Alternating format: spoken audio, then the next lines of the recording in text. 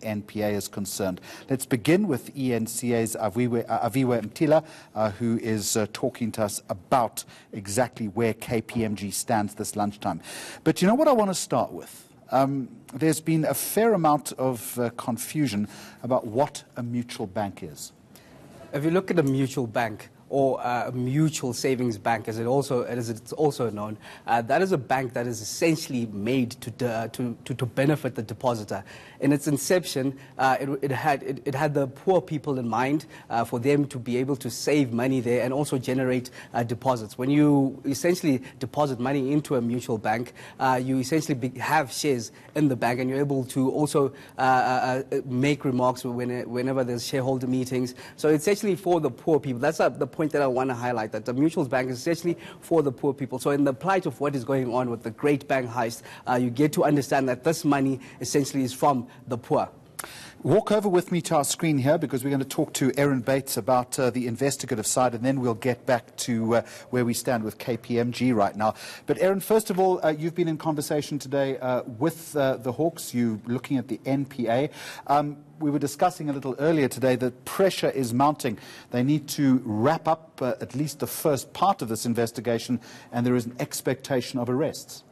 Yes, in fact, we heard from the spokesperson for the Hawks that arrests will happen quite soon, or very soon was the wording of Brigadier Mulaudzi. I pressed him for more than that because this is so important, and as Aviwe has rightly pointed out, it is the poor, people with modest incomes and modest livelihoods who are the shareholders in this mutual bank through the structure that mutual banks typically follow. Jeremy, what we also heard from the Hawks today is that 6 dockets have been consolidated under one by the Hawks, and the main complainant in this is the Reserve Bank itself.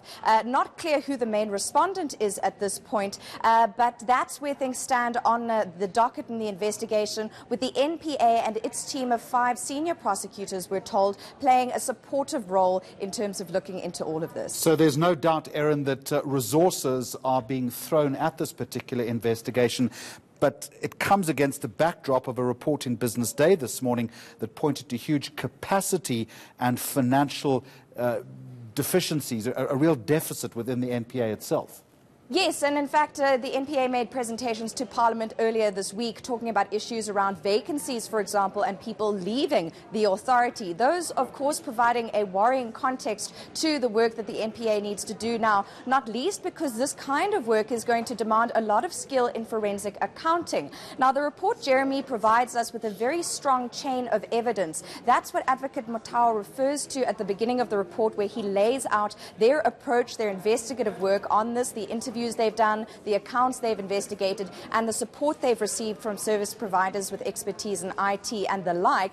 But the NPA is saying that they can't use that. They will certainly investigate the report and the appendices, which are the fundamental bulk of where all of this seemingly prima facie evidence of fraud and corruption lies, not available to journalists at this point, unfortunately, or the general public. But the NPA needs to begin its own work. It needs to obtain its own financial statements so that it can go to the authorities and to court, confident that it has its own secure chain of evidence. Remind us where the asset forfeiture unit, where it steps into all of this.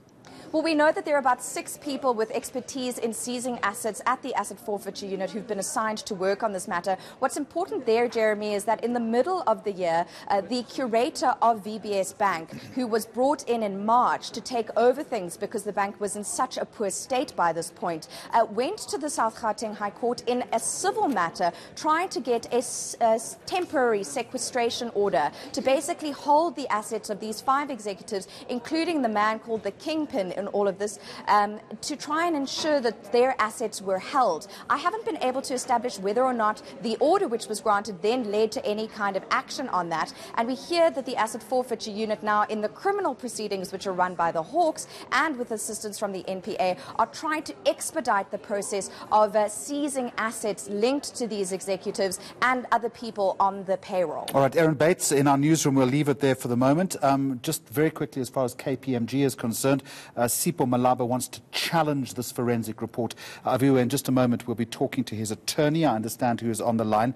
But what's the sense of that? He's coming out fighting, yeah? Yeah, definitely. He's coming out fighting, and it seems, according to reports, media reports, the person that will be representing him, oddly enough, is Advocate Dali Mpofu. We're not sure about that, but that's what the reports are saying. Malaba is coming out fighting. He wants to challenge this report, and he wants it set aside. Of course, it's been a tricky situation over the last couple of days with this report coming out, and the allegations over there that he himself was given loans for cars, 3 luxury cars, which he hardly made repayments to. So it shows the scale, because this is basically stockfile money, basically. If you talk about to get a sense of what type of money this is, it's stockfile money, money off the poor and the ground. And he's been, according to these reports, getting luxurious cars and also getting VBS loans into properties, but hardly anything has been repaid. Aviwa Mtila, thank you very much indeed. So let's continue now with the KPMG angle as far as this is concerned. So this report, the one that we've been referring to, finding that KPMG must be held liable for